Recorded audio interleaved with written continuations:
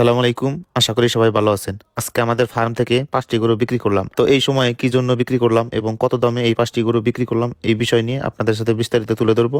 অবশ্যই ভিডিওটি শেষ পর্যন্ত দেখবেন।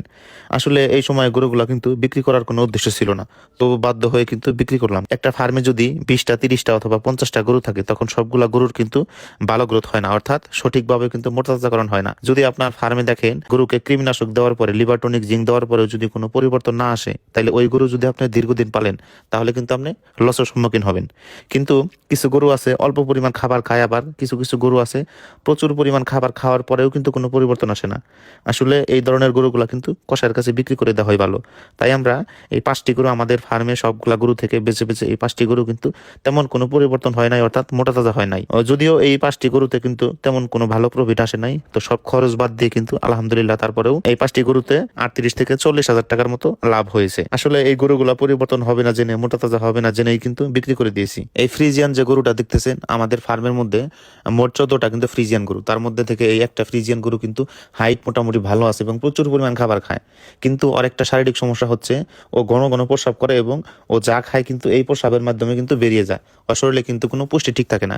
এরপরে আপনারা যে লাল কালারের যে গরুগুলা দেখতেছেন, তো এই গরুগুলা কিন্তু আমাদের মোটামুটি 1 থেকে 1.5 মাস আগে কিন্তু এক হাট থেকে কেনা। তো যদিও ওই হাট থেকে এই গরুগুলা কেনার উদ্দেশ্য ছিল না, যেহেতু আমাদের টার্গেট ছিল যে আমরা হয়তো 1 থেকে 2 মাস পালন করার পরে হয়তো কিছু আমাদের গরু বিক্রি করে দিব। এই গরুগুলা কিন্তু যদি আমরা দীর্ঘদিন লালন পালন করি, অর্থাৎ যদি কুরবানি পর্যন্ত লালন পালন করি, তাইলে কিন্তু আমাদের বড় একটা অ্যামাউন্ট লস হবে। তো তারপরেও আলহামদুলিল্লাহ আমাদের যে লাল 3টা গরু, তো এই 3টা গরুতে মোটামুটি আমাদের 25,000 টাকার মতো লাভ আছে। তো এরপরে আমরা যে সকালবেলা যে গরুটা বিক্রি করে দিলাম, তো ওই গরুটার মধ্যে মোটামুটি আমাদের 10,000 টাকার মতো লাভ আছে। কিন্তু এই ফ্রিজিয়ান যে গরুটা, তো সর্বপ্রথম যে গরুটা গাড়িতে উঠানো হলো, তো এই গরুটা কিন্তু আমাদের মানে কোনো 1 টাকা প্রফিট হয় নাই, কারণ এই গরুতে কিন্তু লস হওয়ার কথা ছিল। কারণ এইটার সাথের গরু যে আমাদের একদিনে কিন্তু 2টা ফ্রিজিয়ান গরু আমরা কিনছিলাম, তো ওই গরুটার থেকে কিন্তু এই গরুটা আরো 4,000 টাকা বেশি দিয়ে কেনা। এখন ওই গরুটা বিক্রি করতে গেলে তো এইটার থেকে কিন্তু মোটামুটি 35,000 টাকা দাম বেশি বলে। তো দেখেন একটা ফার্মে যদি 10টা 20টা গরু থাকে, তাইলে সেখান থেকে কিন্তু 2টা 4টা গরু একটু এদিক সেদিক হবেই, বা এগুলা গরু কিন্তু কোনো কাজে আসবে না। তো এই ধরনের গরুগুলো আপনারা দীর্ঘদিন না লালন পালন করে, দীর্ঘ সময় গরু লালন পালন না করে এগুলা গরু কিন্তু বিক্রি করে দিবেন।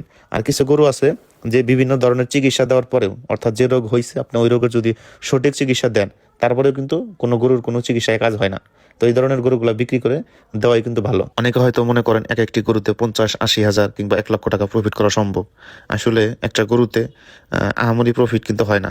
যদিও ভালোভাবে প্রফিট হয়, সর্বোচ্চ 20 থেকে 50 হাজার টাকা কিন্তু প্রফিট করা যায়, কিন্তু অধিকাংশ গরুর ক্ষেত্রে কিন্তু 20 থেকে 30 হাজার টাকাই প্রফিট হয়। এটা কিন্তু স্বাভাবিক একটা বিষয়। হালাল পথে বা সৎ পথে ইনকাম করা কিন্তু অতটা সহজ না। তো ধন্যবাদ সবাইকে, সবাই ভালো থাকবেন। আসসালামু আলাইকুম।